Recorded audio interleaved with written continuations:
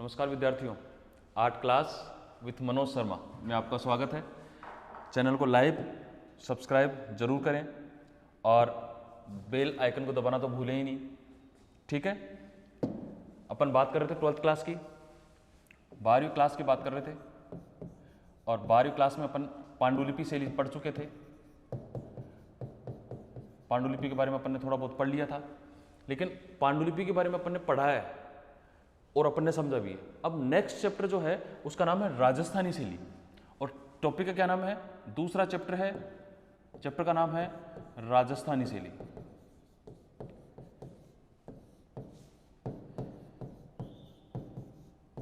राजस्थानी शैली, देखो राजस्थानी शैली जो चैप्टर है ये मोस्ट है, 12वीं क्लास में इसको 2 नंबर का मैटर आता है इसमें से बड़ा। और आपको पता है अब अपने तो होता ही 24 नंबर का है, तो 24 नंबर में से 2 नंबर बहुत बड़ी बात होती है अपने लिए।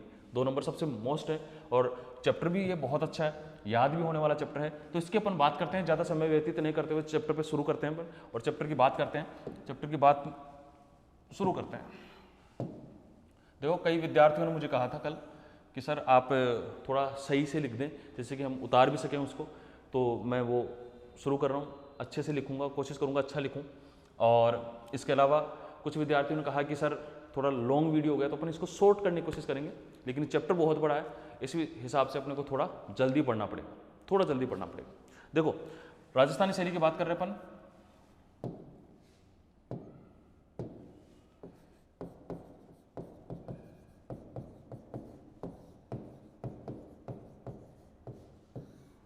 राजस्थानी शैली की बात कर रहे हैं, इसके मोस्ट मुख्य जो टॉपिक हैं वो अपन हल करते हैं। देखो सबसे मुख्य बात है परिभाषा, या राजस्थानी शैली किसे कहते हैं, तो वो तो अपन इसको समझेंगे तो इसी में समझ लेंगे कि राजस्थानी शैली किसे कहते हैं। इसके अगला टॉपिक जो है, अगला अपन क्या समझेंगे इसके अंदर, तो वो बात है उद्भव एवं विकास। उद्भव एवं विकास दूसरा इसका मोस्ट टॉपिक है, वो है इसके प्रमुख विधि, चित्रण विधि।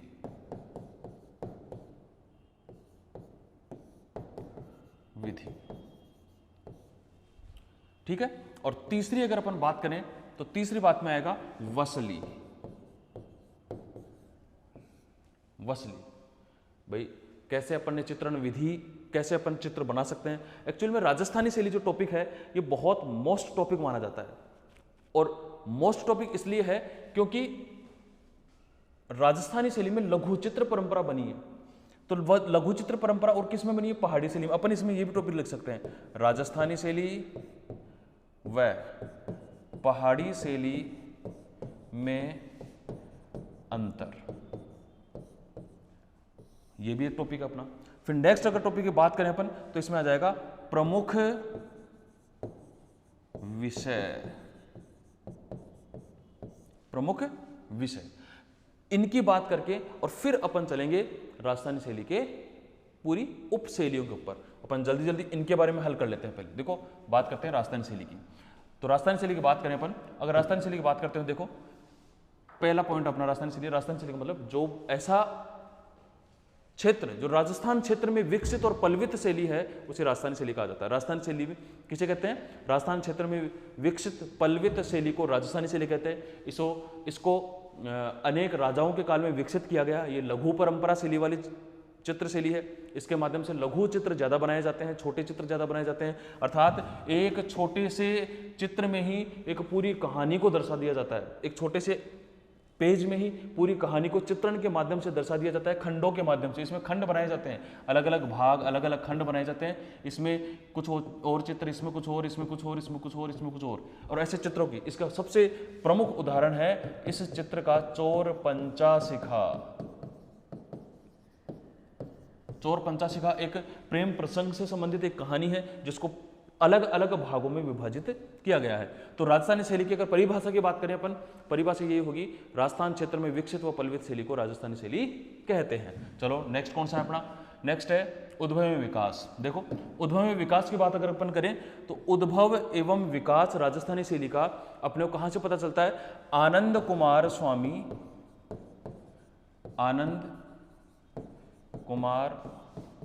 स्वामी कि एक पुस्तक थी जिसका नाम था राजपूत पेंटिंग। राजपूत पेंटिंग कब लिखी गई है? 1916 में। 1916 में लिखी गई थी, ठीक है। राजपूत पेंटिंग 1916 में लिखी गई थी। 1916 की जो पेंटिंग है, इसके हिसाब से ही अपने को पता चला कि राजस्थानी शैली एक सबसे प्रसिद्ध और सुप्रसिद्ध शैली है। इसमें आनंद कुमार स्वामी ने राजपूत पेंटिंग में राजस्थानी शैली को, मतलब भारतीय शैली को, दो भागों में विभाजित किया था, राजस्थानी शैली और पहाड़ी शैली। राजस्थानी शैली और पहाड़ी शैली दो भागों में विभाजित किया था। बाद में जो नए नए कलाकार आए, नए नए जो दार्शनिक आए, ओसी गंगुली जैसे, नंदलाल बोस, ऐसे बहुत सारों ने फिर इन्होंने कहा कि राजस्थानी शैली और पहाड़ी शैली एक सुप्रसिद्ध शैली है, इसकी व्याख्या होनी चाहिए। ये एक राजपूत शैली, इसको राजपूत शैली नहीं कह सकते क्योंकि आनंद कुमार स्वामी ने इसको पहले राजपूत शैली कहा था, तो इसको राजपूत शैली नहीं कह सकते के। और राजपूत शैली इसलिए नहीं कह सकते क्योंकि राजाओं में, राजपूत राजाओं के समय में चित्रकला नहीं बनी, और भी राजाओं के समय में चित्रकला बनी होगी, ये उनका मत था ऐसा। तो उस मत के हिसाब से ये राजपूत शैली और पहाड़ी शैली आनंद कुमार स्वामी ने कहा, लेकिन जैसे ही इसका रिसर्च हुआ तो इसको पता चला कि इसको राजस्थानी शैली और पहाड़ी शैली नामकरण दिया जाने लग गया। ठीक है, नेक्स्ट टॉपिक था अपना वसली। देखो वसली, और वसली क्या है? वसली एक हस्त निर्मित कागज है, हस्त निर्मित कागज।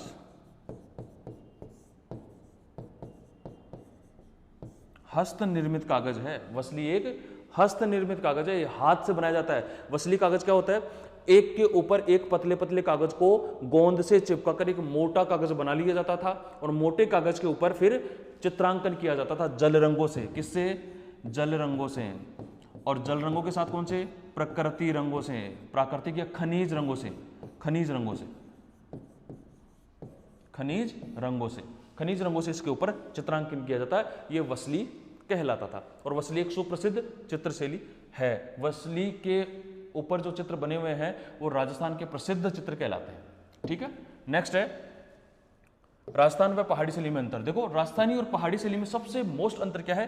प्रकृति का, क्योंकि प्रकृति में ही रहे हैं वो लोग। कौन से? पहाड़ी क्षेत्र के लोग, तो उन्होंने प्रकृति के ज्यादा चित्र बनाए। अपने राजस्थानी शैली में जो पहाड़ी क्षेत्र या राजा महाराजाओं के समय रहे हैं, तो उन्होंने कौन चित्र बनाए? दरबारी चित्र बनाए, उन्होंने दरबारी चित्र ज्यादा बनाए। प्लस इसमें प्रकृति के साथ साथ प्राकृतिक वैभव और राजा महाराजाओं के वैभव को दिखाया गया। किसमें? पहाड़ी में। तो दरबारी शैली के साथ साथ राजस्थानी शैली में क्या दिखाया गया? राजस्थानी शैली के अंदर दिखाया गया कि भगवान कृष्ण से संबंधित ज्यादा चित्र बने। क्यों? क्योंकि वो मुख्य लोग कौन से रह रहे थे यहाँ? वैष्णव संप्रदाय के, वैष्णव संप्रदाय के लोग ज्यादा रह रहे थे। तो वैष्णव संप्रदाय के लोग ज्यादा रह रहे थे, इसलिए यहां पर भगवान श्री कृष्ण से संबंधित अधिक चित्र बने हैं। कहां? राजस्थानी शैली के अंदर। ध्यान रखें इसको, बात को आप। ठीक है, तो ये हो गया अंतर स्पष्ट। फिर बात आती है प्रमुख विषय। ये बढ़िया टॉपिक है। देखो प्रमुख विषय, प्रमुख विषय की अगर अपन बात करें तो प्रमुख विषय में बहुत सारे विषय हैं। महाभारत, रामायण, भागवत पुराण, गीत गोविंद, रसिक प्रिया, रसमंजरी, बहुत सारे हैं। लेकिन कुछ का अपन विश्लेषण करेंगे संक्षिप्त, क्योंकि बाहरी क्लास में ये टॉपिक दे रखा है भाई कैसे अपन विश्लेषण कर सकते हैं। तो बाहरी क्लास के टॉपिक के हिसाब से कुछ विश्लेषण दे रखा है इसमें। जैसे अपना पहला टॉपिक कौन सा था? पहला टॉपिक था इसके अंदर गीत गोविंद। गीत गोविंद, गीत गोविंद इसका पहला टॉपिक है। और गीत गोविंद में क्या है कि गीत गोविंद में ऐसे ऐसे चित्र बने हुए हैं, बहुत सुप्रसिद्ध चित्र बने हुए हैं कि श्लोकों के माध्यम से एक श्लोक ऊपर लिख दिया गया और उसी की पूरी डिटेल पूरी चित्र में उसको समझाई गई है। पूरी डिटेल उस चित्र में समझाई गई। किसमें? गीत गोविंद में। गीत गोविंद की रचना किसने की थी? जयदेव ने। किसने की? जयदेव ने।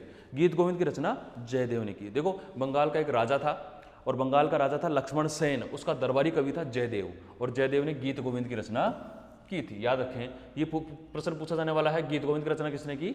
जयदेव ने। और नेक्स्ट कौन सा है? नेक्स्ट है रसमंजरी।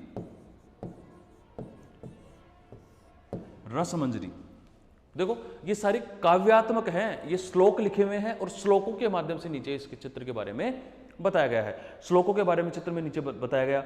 और दूसरी बात, एक श्लोक यहां एक श्लोक और यहां उसका पूरा चित्र बनाया गया है। तो रसमंजरी क्या है? रसमंजरी भी एक काव्य रचना है और इसकी रचना की थी किसने? भानुदत्त ने। भानुदत्त ने इसकी रचना की थी। रसमंजरी की रचना किसने की? भानुदत्त ने। रसमंजरी की रचना किसने की? भानुदत्त ने। नेक्स्ट कौन सा है? रसिक प्रिया।